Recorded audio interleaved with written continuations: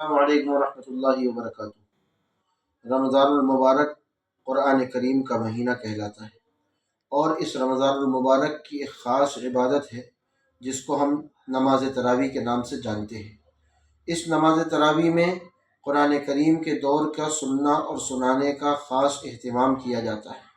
اس نماز تراویح کے تعلق سے خاص طور پر ہم قرآن کریم میں حفاظ کرام جو قرآن کریم سناتے ہیں تراویح میں، ان کی خدمت میں کچھ اہم باتیں لے کر آئے ہیں اس وقت، جو کہ آپ لوگوں کے سامنے پیش کرنی ہے۔ پہلی بات کہ قرآن کریم اللہ تعالیٰ کا کلام ہے، قرآن کریم شاہی کلام ہے، قرآن کریم بادشاہ کا کلام ہے، تو اس کو پڑھنے کا طریقہ اور سلیقہ ہم کو معلوم ہونا چاہیے، اور اس کا عظمت اور اس کا احترام ہمارے دلوں میں ہونا چاہیے کہ ہم کس کا کلام کس کے سامنے کھڑے ہو کر پڑھنے جا رہے ہیں۔ پہلی بات۔ دوسری بات، قرآن کریم پڑھنے کے تعلق سے ہمیں اس بات کا خیال رکھنا چاہیے کہ ایسی غلطیاں جس سے نماز ختم ہو جاتی ہے، جس سے نماز ختم ہو جاتی ہے، فاسد ہو جاتی ہے، ایسی غلطیوں کو معلوم ہونا چاہیے، جس کو ہم لہن کہتے ہیں۔ اور لہن کی دو قسمیں، جس میں سے ایک قسم ہے لہن جلی، ایسی موٹی اور بڑی غلطیاں جس سے معنوں میں تبدیلی آ جاتی ہو، ایسا شخص اس طریقے سے قرآن پڑھنے والا گنہگار ہوتا ہے، اور لہن جلی کا ارتکاب کرنے والا گنہگار ہوتا ہے۔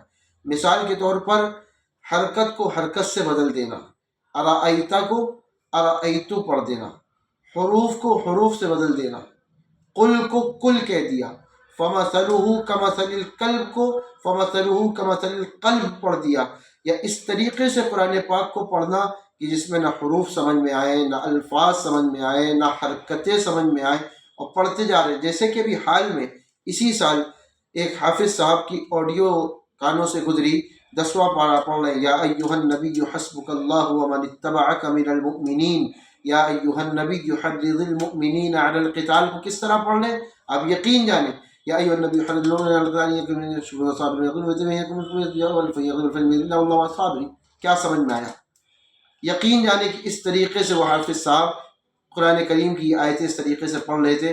پھر ہم نے اپنے شہر کے مفتی اعظم سے بھی رجوع کیا، حضرت والا سے اس کا مسئلہ دریافت کیا، تو معلوم ہوا کہ یہ لہن جلی ہے، اور لہن جلی حرام ہے۔ لہذا میری گزارش ہے ان قرآن پڑھنے والے حفاظ کرام سے جو اہتمام کے ساتھ تراویح میں قرآن پاک سناتے ہیں، وہ اس بات پہ غور کریں کہ قرآن کیوں پڑھ رہے ہیں۔ اللہ تعالیٰ کا کلام ہے، اس کی برکتوں رحمتوں کو حاصل کرنے کے لیے پڑھ لیں، قرآن کی برکتوں کو اپنے اندر سمیٹنے کے لیے پڑھ لیں۔ قرآن کریم کتاب ہدایت ہے، ہدایت کے لیے کتاب نازل ہوئی ہے، بجائے ہمیں ہدایت ملنے کے یہ تو الٹا وبال کا ذریعہ بن رہے ہیں۔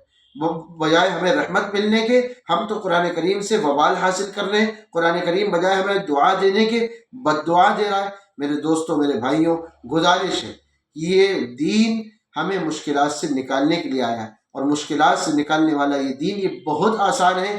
اگر ہم اس کی بے حرمتی کریں گے تو ہم اللہ کا کچھ بھی نقصان نہیں کریں گے، ہمارا خود نقصان ہوگا۔ اس لیے آپ کی خدمت میں یہ گزارش ہے کہ قرآن کریم کو آداب کی رعایت کرتے ہوئے، مخارج کی رعایت کرتے ہوئے، عظمت اور احترام کے ساتھ پڑھیں۔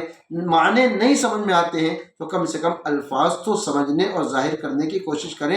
ایسے تو نہ قرآن کریم پڑھیں کہ جس سے نہ الفاظ سمجھ میں آئے، نہ حرکتیں سمجھ میں آئے، نہ مخارج سمجھ میں آئے، اور نہ خود کو سمجھ میں آئے کہ ہم نے پڑھا کیا، کہ کوئی پوچھ لے تو معلوم بھی نہ ہو کہ کیا پڑھا۔ امید ہے کہ آپ تمام پڑھنے والے حفاظ کرام قراء اعظام جو قرآن پاک تراویح میں سنا رہے، وہ ان گزارشات پر غور کریں گے، اور جو غلطیاں ہوئیں اس پہ استغفار کریں، اور آگے بہتری کی فکر کریں۔ اللہ تعالیٰ مجھے آپ کو عمل کی توفیق عطا فرمائے۔ مشکلات سے نکالنے والا یہ دین بہت آسان ہے۔ والسلام علیکم ورحمۃ اللہ وبرکاتہ۔